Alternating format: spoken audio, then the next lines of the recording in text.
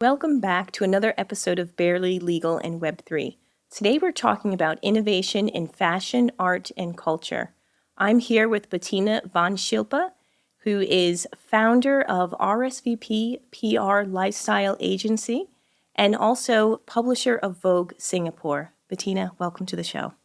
Thank you for having me. Such a pleasure to have you here. Can you please tell us a bit about who you are and what you do? As you mentioned, I am an entrepreneur by heart, and I have built my businesses in different emerging markets. And I had the pleasure to be part of the Vogue family since 1997. So being in different markets, having the opportunity to launch Vogue in Russia, being part of the team, then building my own business, and now at the end of my career, having the chance to bring Vogue Singapore to life. That's amazing. And just so you know, I am such a fan of Vogue, and particularly Vogue Singapore, having lived here for a while and familiar with it. This is Barely Legal in Web3, and we talk about technology and innovation. And I'd like to kind of understand how Vogue Singapore is using technology and innovation to sort of revamp and change the narrative on publishing.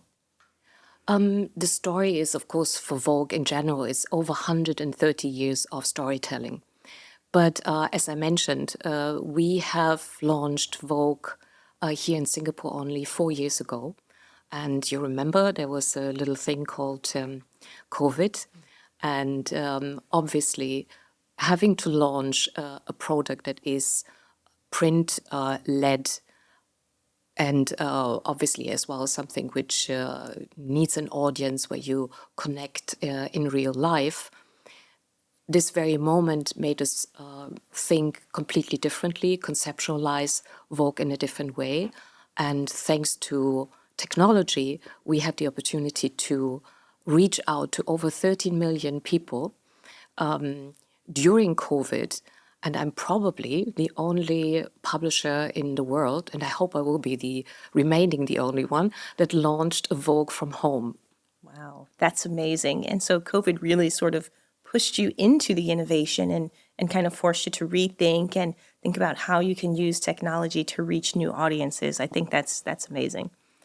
Yeah, it was at the beginning, we've been all, scratching our heads, and we thought, like, first of all, do we need another Vogue in the circumstances we've been in 2020? I remember when we got the license in 2019, and then in March we've been in lockdown. So it was, of course, like a very different sentiment. But through technology and through the positioning of Vogue Singapore at the intersection of fashion and technology, I think we have a very unique voice within the Vogue family, but as well here in Southeast Asia. It made us push really outside the classical parameters and thinking out of the box, because we had no other option. There was no way of creating content in the classical way, just having editors printing, articles. We really had to use all the technology available. We have done shoots over Zoom calls. We have used CGI, everything that was possible just to create this very first issue. And with this, it was so wonderful to see how the team was, absorbing all these new opportunities. And it is for a creative person a toolbox. It's almost like a box with all the chocolates that you want, and you start using and take a bite here and there, and then you really get the taste of it, and then the creative ideas are just flowing. So we've been actually very lucky to be in this very unprecedented circumstances that pushed us and that made us think and design this project so very different. Isn't that wonderful how sometimes it's these circumstances that are challenging that actually create an opportunity for us to learn more, discover more, create something different? And, being in this space of a traditional industry, you've had a chance to do that. Yeah, absolutely. I believe the essence remains the same. So it's the quality journalism. It's just the way how you report. It's the way how you use certain tools and how do you engage your audience.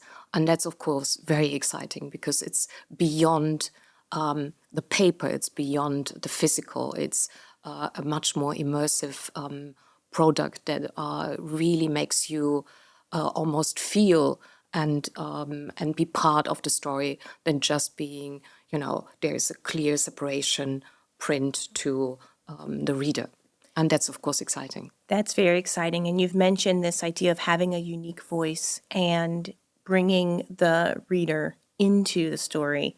Can you talk a little bit how you have potentially, democratized fashion and art and culture and made it something where people do see themselves reflected in that with technology? Definitely, we see, but this is not something specific for Vogue Singapore. I think we see in general like the wish to more accessibility and making fashion, a bigger conversation. So not being too narrow and only for the elite, but giving accessibility. And with technology, this is of course easy to do. So not only in terms of reach, but as well, as I said, like the ways how we apply these stories and how we tell these stories in a completely different way. And democratization, it is important for us because I believe it's something very essential, right? So the art of dressing or getting dressed, there are clothes so that you just keep warm and that you are protected. But then there is a very important element to it, which of course is your own self-expression. And self-expression cannot be just for an elite. It needs to be for everyone available. And therefore, with the innovation coming on top, we suddenly see different formats of digital fashion, for example. And with digital fashion, you get into a conversation that is completely different because you have, for example, your avatar, your digital me, that you are then suddenly start to dress.